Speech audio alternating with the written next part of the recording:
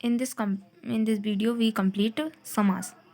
देखिए समास का जो टॉपिक है बहुत ही सरल टॉपिक है। समास जो होता है दो पदों के योग को समास कहते हैं। इन्हें अलग अलग करने पर विग्रह कहलाता है, जिसे हम समास विग्रह कहते हैं। और समास 6 प्रकार के होते हैं। आप याद रखें, समास 6 प्रकार के होते हैं। देखिए, पहला होता है अपना द्विगु समास, दूसरा होता है कर्मधारय समास, तीसरा होता है द्वंद्व समास, तीसरा अव्ययीभाव, चौथा अव्ययीभाव, तत्पुरुष समास और बहुब्रीहि समास। इस प्रकार से 6 समास हैं। अब देखते हैं इनकी परिभाषा। आप इनके एग्जाम्पल अगर याद कर लेंगे ना तो आपको एकदम आसान लगेगा ये। देखिए, द्विगु समास जो होता है, जिस समास का प्रथम पद संख्यावाचक होता है अर्थात अंतिम पद संज्ञा होता है, उसे द्विगु समास कहते हैं। देखिए, द्विगु का अर्थ होता है संख्या।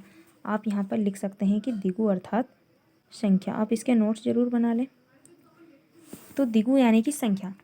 अब जहाँ पर भी द्विगु आएगा आप समझ जाएंगे कि यहाँ पे पहला अक्षर कैसा होना चाहिए, संख्यात्मक होना चाहिए, यानी पहला जो पद है वो। देखिए, हम पहले पढ़ चुके हैं कि समास में 2 पद होते हैं, तो पहला पद कैसा चाहिए हमें, संख्या वाला। द्विगु अर्थात होता है संख्या। तो देखिए, दोपहर यानी कि 2 पहरे का समूह, त्रियुगी यानी 3 युगों का समूह, चौराहा यानी 4 राहों का समूह, पंचवटी अर्थात 5 बट वृक्षों का समूह, अठन्नी यानी कि 8 आनों का समूह। अगला हमारा कर्मधारय समास। तो कर्मधारय समास का प्रथम पद विशेषण और दूसरा विशेष होता है, यानी कि पहला जो होता है वो अच्छा होता है और दूसरा जो पद होता है वो उसकी अच्छाई को बताता होता है। इसे हम कर्मधारय समास कहते हैं। तो देखिए, विशेष प्लस विशेष्य यानी कि संज्ञा, इसे क्या कहेंगे हम, कर्मधारय। उदाहरण के लिए महाकवि, महान है जो कवि, पहला क्या बता रहा है, महानता बता रहा है, और दूसरा उसकी संज्ञा बता रहा है कि कौन महान है, कवि महान है। नीलकमल, नीला है जो कमल। इसी प्रकार से सत्याग्रह, सत्य के लिए आग्रह। पीतांबर, पीत है जो, पीत अंबर जो। इसके बाद महाराजा, महान है जो राजा। अगला है हमारा द्वंद्व समास। तो द्वंद्व का अर्थ आप समझ लें कि द्वंद्व का अर्थ होता है लड़ाई। तो द्वंद्व समास लड़ाई किन के लोगों के बीच में होती है, जो कि बराबरी के हों। तो देखिए, माता पिता, भाई बहन। और हाँ, द्वंद्व समास में हमेशा जो वाक्य होता है, यानी कि जो जब उनका समास विग्रह करते हैं तो उनके बीच में क्या आ जाता है, और आ जाता है।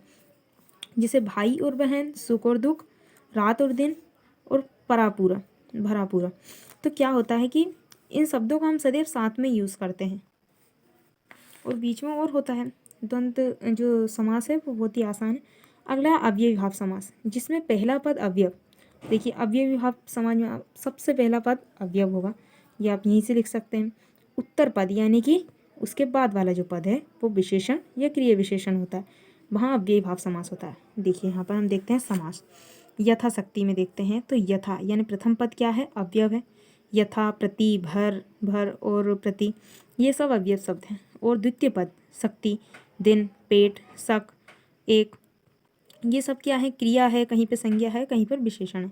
तो देखिए, यथाशक्ति अर्थात शक्ति के अनुसार, प्रतिदिन यानी कि प्रत्येक दिन, भर पेट यानी पेट भर, और भरकस यानी कि शक्ति भर, और प्रत्येक यानी कि एक एक। अगला है तत्पुरुष समास। जिस समास में उत्तर पद प्रधान हो उसे तत्पुरुष समास कहते हैं, यानी कि पहले पद की प्रधानता नहीं होती, उसके बाद वाला जो सेकंड होता है ना उसकी प्रधानता। उसमें कर्ता, कारक और संबोधन को छोड़कर सभी कारकों में विभक्तियां लगाकर समास विग्रह किया जाता है। अब वो कर्ता ने कर्म को करण से संप्रदान के लिए, अपादान से संबंध, अभिकरण, तत्पुरुष, ये आप पढ़ोगे तो मतलब इसको अगर एक बार ट्रिक से याद कर लोगे तो हो जाएगा।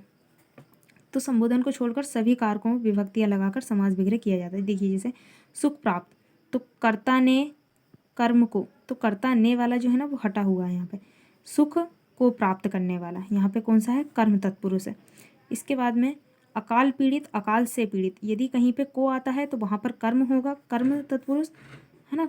देखो, कर्ता ने कर्म को, कर्म है तो को आएगा, करण से, अगर से आ रहा है तो कौन सा है, कर्ण तत्पुरुष है। संप्रदान के लिए, यदि के लिए आता है तो संप्रदान है। अपादान से, यानी कि से आया तो वहाँ पे कौन सा है, अपादान है। यहाँ पे मुक्त हो रहा है और यहाँ पे पीड़ित है, ऐसा है। इसके बाद में की अगर आता है तो वो संबंध तत्पुरुष है, और अभिकरण के लिए क्या आएगा, पर। तो कर्ता ने कर्म को करण से, संप्रदान के लिए, अपादान से अलग होने के अर्थ में संबंध की अभिकरण पर।